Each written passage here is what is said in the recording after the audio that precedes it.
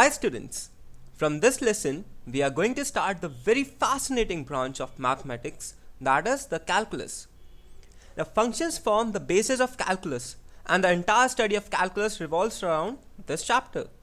In this lecture we are going to understand what are functions, how are they defined, their operations, kinds of functions, and lastly we will study about the concept of composite of functions. So without any moment of delay, let's begin. Before we start studying about functions, it's important for us to know about relations. A relation means that two objects or quantities are connected or linked to each other. Now, in our daily life, we come across many patterns, that characterize relations such as brothers and sisters, father and son, teacher and students, and so on. In mathematics also, we find many relations like a number m could be greater than n, any line is perpendicular to other line, any set is a subset of other set. So there are in all so many relations. So a relation R from a non-empty set A to another non-empty set B is a subset of A cross B. Now what is A cross B? A cross B is also called as the Cartesian product of these two sets A and B, and it represents the combination of all the orderly pairs of elements from set A and set B. So any subset of A cross B is a relation from A to B. Mathematically we can denote it as R is a subset of A cross B, where A belongs to the set A and B belongs to the set B. Once again, a relation means that two objects or quantities are connected or linked to each other, and R is a subset of A cross B. Now let's try to understand it through an example. Set A consists of 4 players, Sachin, Sehwag, Yuvraj and Dhoni, and the set B consists of 4 numbers, that is 69, 91, 57 and 82. This set represents the number of runs. Now A cross B would be a combination of all the orderly pairs. So all the orderly pairs could be Sachin, 69, Sachin, 91, Sachin, 57, Sachin, 82, Sehwag, 69, Sehwag, 91, Sehwag, 57, Sehwag, 82, and so on up to Dhoni, 82. Here the first element represents the name of player and the second element represents the number of runs scored. Now, if Sachin made 91 runs, Sehwag made 82 runs, Yuvraj made 69 runs and Dhoni made 57 runs, then it represents the number of runs made by these players during any one-day international against Australia, and so this becomes a relation. Once again, the relation R equal to Sachin, 91, Sehwag, 82, Yuvraj, 69 and Dhoni, 57 is a relationship where A is the name of player and B represents the number of runs scored. So thus we see that any relation is a subset of A cross B, that is the Cartesian product of these two sets. Thus, the subset is derived by describing a relation between the first element and the second element of the ordered pair A cross B. In this example, we have this first element representing the name of player and set B represents the number of runs scored. So, any pair like Sachin, 91 represents Sachin scoring 91 runs. The second element is called as the image of the first element. If there is any relation R, then the second element, that is the element that belongs to the set B, is called as the image of the first element, the mirror being the relation. So the first is called the pre-image and the second element is called as the image. Now let's define domain of a relation. The domain of relation R is the set of all those elements A, element of set A, such that A, B is an element of R for some element B that belongs to the set B.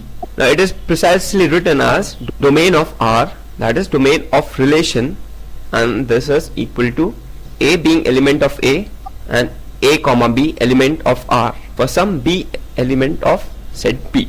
Now in simple words we can say that it is a set of all first elements of the ordered pairs in the relation R from set A to set B, and so it is called as the domain of relation R. So all the first elements, that is the elements that belong to set A, are called as the domain of any relation R. Now what is range of a relation?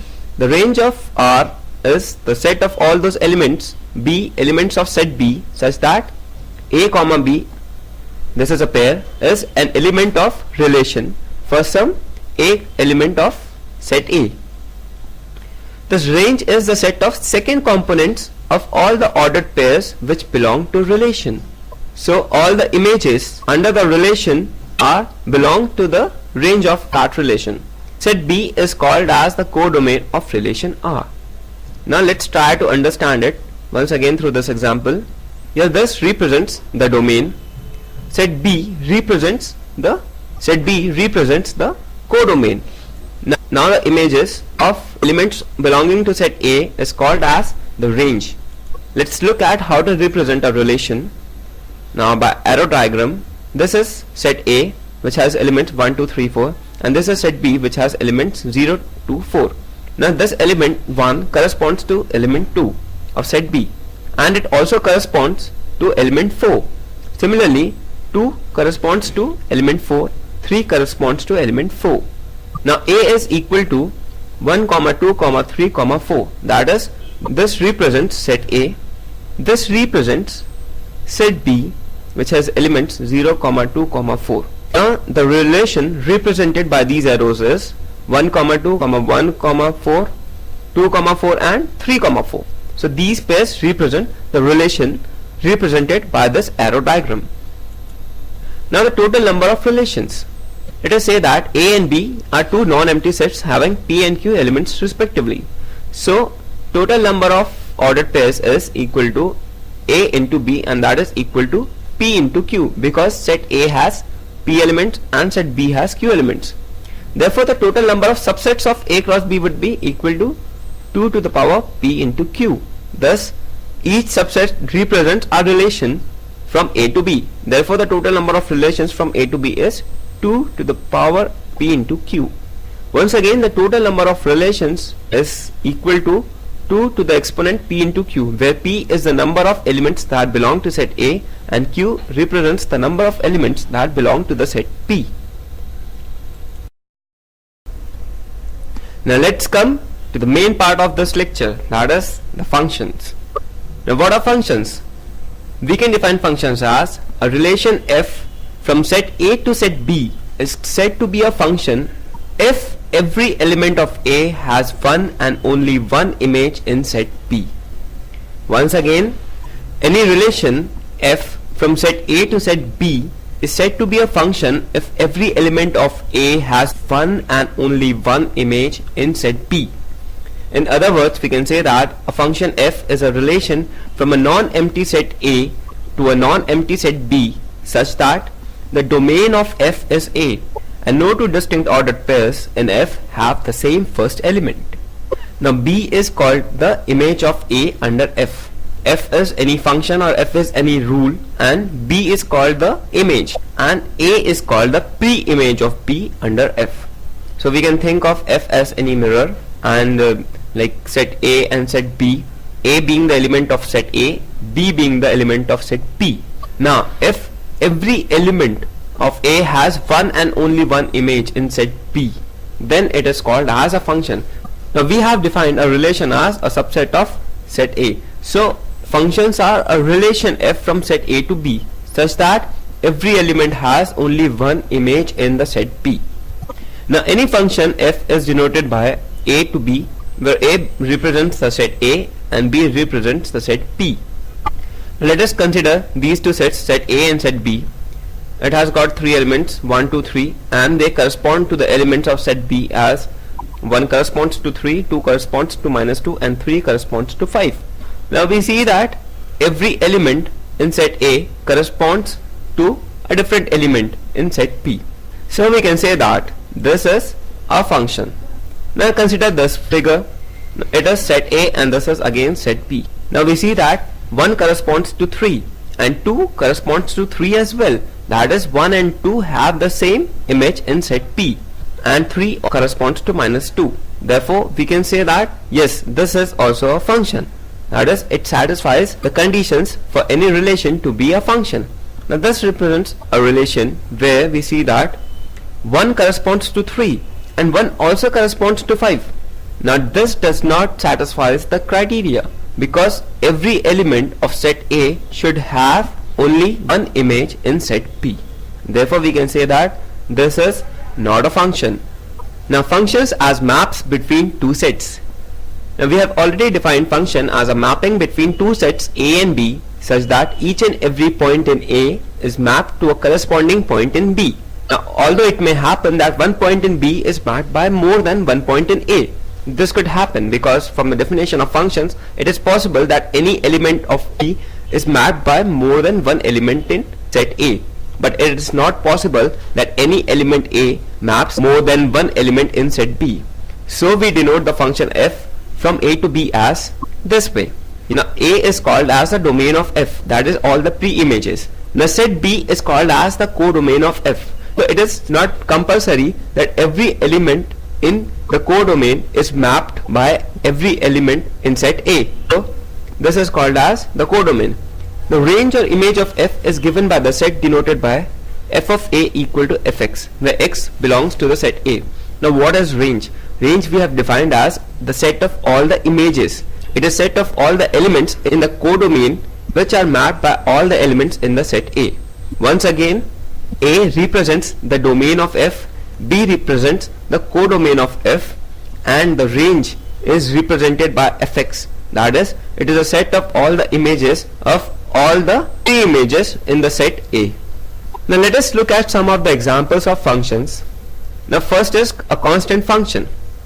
Let us say that A and B are any two sets and C is an element of B, and now C is a fixed element in set B. Then the constant function is given by fx equal to C for all x element of A.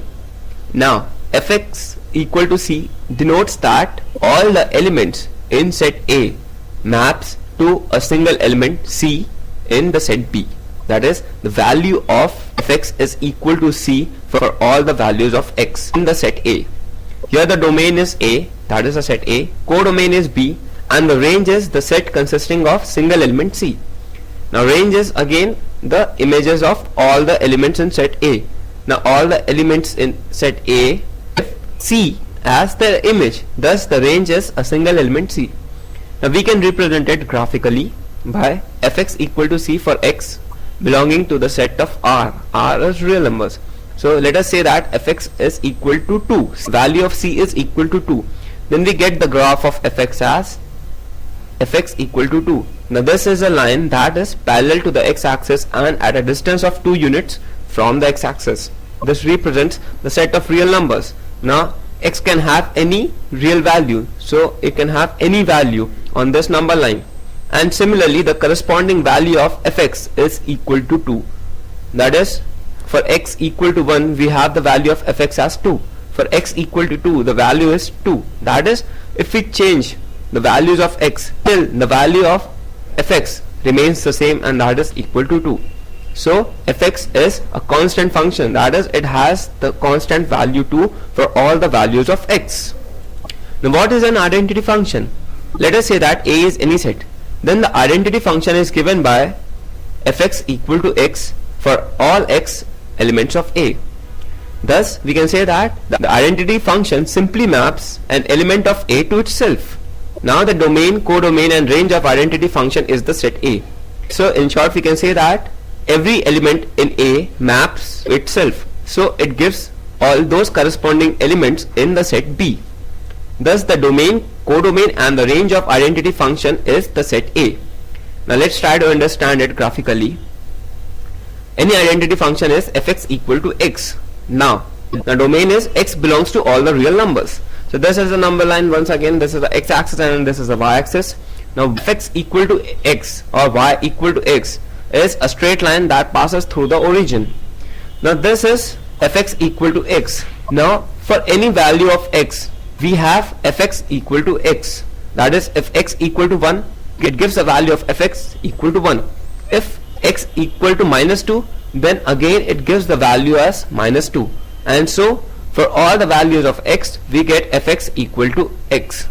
Thus the domain in this case is all the real numbers, The codomain is again real numbers, and the range is also the set of real numbers.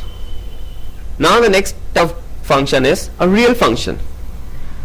Now the function defined as f goes from R to R. Now this represents a real function. That is, the domain is all the real numbers and it corresponds to all the real numbers. That is, it gives all the images as real numbers. Now let us say that fx equal to x square. Now this is a real function because the domain of x is real. Now it is a function which maps any real number x to its square. Now the rule is we square the values of x and get the values of fx. So fx equal to x square maps any real number x to its square. Now the domain and codomain of f is R because we have defined the function this way. So the range is R positive union 0. That is, x square can never be negative. That is, x square is always positive. So it will take all the images as positive real numbers. So the range becomes R positive.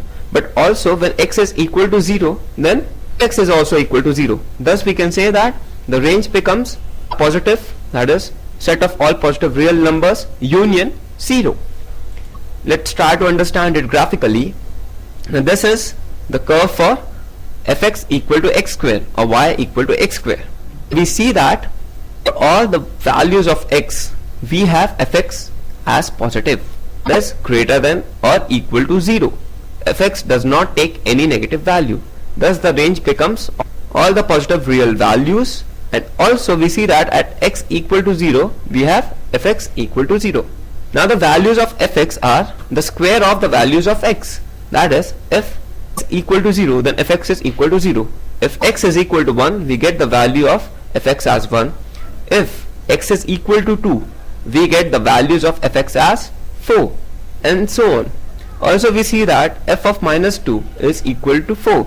Thus, for two values of x, that is 2 and minus 2, we get fx as equal to 4. Once again, fx equal to x square is a real function which takes all the real values and gives the range as all the positive real numbers, the inclusion of 0.